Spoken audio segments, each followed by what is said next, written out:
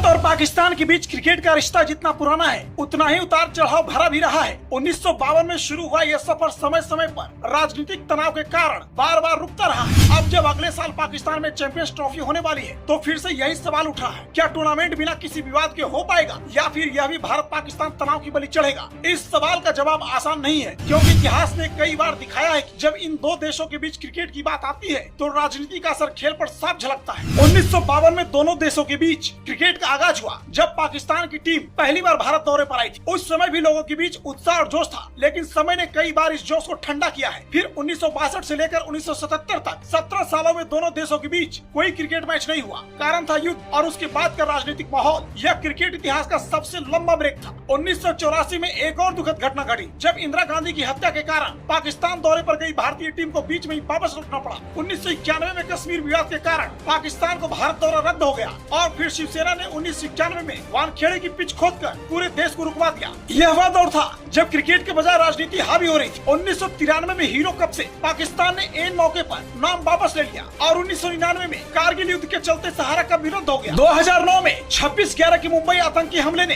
दोनों देशों के क्रिकेट रिश्तों में एक और बड़ी दरार डाल दी। फिर 2018 में एशिया कप के वेन्यू को भारत से यूएई शिफ्ट करना पड़ा, क्योंकि पाकिस्तान के साथ तनावपूर्ण संबंधों के चलते यह मुमकिन नहीं था। और हाल ही में 2023 का एशिया कप हाइब्रिड मॉडल के तहत खेला गया, जिसे भारत ने अपने मैच श्रीलंका में। अब जब 2025 की चैंपियंस ट्रॉफी का आयोजन पाकिस्तान में होना है तो सवाल वही है, क्या यह पूरा टूर्नामेंट पाकिस्तान में होगा या फिर इसे हाइब्रिड मॉडल के तहत आयोजित किया जाएगा, जहां भारत अपने मैच दुबई में खेलेगा, या फिर एक और नया समाधान निकलेगा। इतिहास गवाह है कि भारत पाकिस्तान के क्रिकेट संबंध कभी भी सिर्फ खेल तक सीमित नहीं रहे। हर बार जब दोनों देशों की टीमें आमने सामने होती है तो राजनीति का खेल भी अपने चरम पर होता है। चैंपियंस ट्रॉफी 2025 के आयोजन के लेकर भी तस्वीर अभी साफ नहीं है। आईसीसी 3 ऑप्शंस पर विचार कर रहा है। पहला, टूर्नामेंट पूरा का पूरा पाकिस्तान में हो। दूसरा, हाइब्रिड मॉडल के तहत भारतीय टीम अपने मैच दुबई में खेले। तीसरा, पूरा टूर्नामेंट किसी न्यूट्रल वेन्यू पर हो, जैसे दुबई, श्रीलंका या साउथ अफ्रीका। क्या राजनीति फिर से क्रिकेट पर भारी पड़ेगी या इस बार खेल के दीवानों को बिना किसी अड़चन के इस बड़े टूर्नामेंट का आनंद उठाने का मौका मिलेगा? जवाब तो आने वाले कुछ महीनों में ही मिलेगा, लेकिन इतिहास देखकर लगता है कि खेल और राजनीति की लड़ाई इतनी जल्दी खत्म होने वाली नहीं है। अगर चैंपियंस ट्रॉफी के मैच पाकिस्तान में नहीं होते तो टूर्नामेंट रद्द होने का खतरा बढ़ जाएगा या फिर न्यूट्रल वेन्यू पर मैच कराए जाएंगे। ऐसे में हाइब्रिड मॉडल का उपयोग होगा,